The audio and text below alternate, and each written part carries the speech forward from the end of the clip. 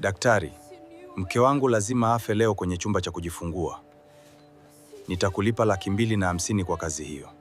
Sawa mkuu, nipatie dakika 20 tu. Nitaondoa wauguzi wote, kazi itakamilika muda si mrefu. Daktari aliitazama pesa ile na kutabasamu. Sawa mheshimiwa, kazi itakamilika ndani ya dakika 20. Ngoja niwaondoe wauguzi kwanza. Wakati huo huo, mke wa Nadi, Regina, alikuwa ndani ya chumba cha kujifungulia, akipiga mayowe kutokana na maumivu makali ya uchungu. Lakini bila yeye kujua, hatari tayari ilikuwa karibu naye. Muda mfupi baadaye, daktari aliingia chumbani na kuamuru wauguzi wawili waondoke. Muuguzi wa kwanza aliondoka mara moja, lakini wa pili, mkunga ambaye kila mtu alimuita Mami Uju, alikataa kuondoka. Daktari, hii ni operation, alisema.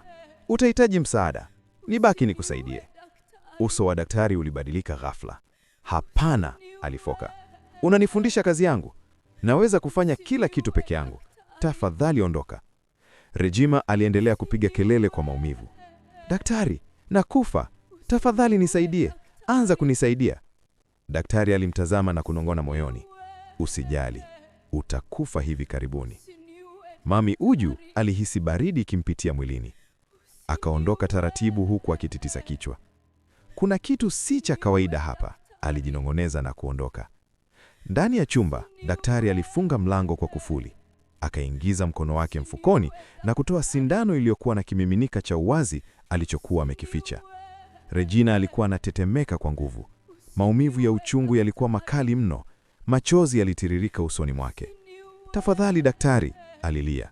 Siwezi kuvumilia tena. Daktari aliinua ile sindano.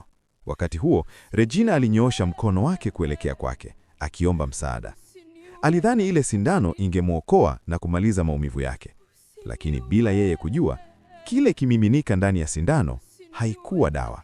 Kilikuwa kimetengenezwa kumuua yeye na mtoto wake. Daktari alimsogelea na kushika mkono wake, akitafuta mshipa. Mtoto tumboni alipiga teke. Na wakati tu sindano ilikuwa karibu kuchoma ngozi yake, itaendelea.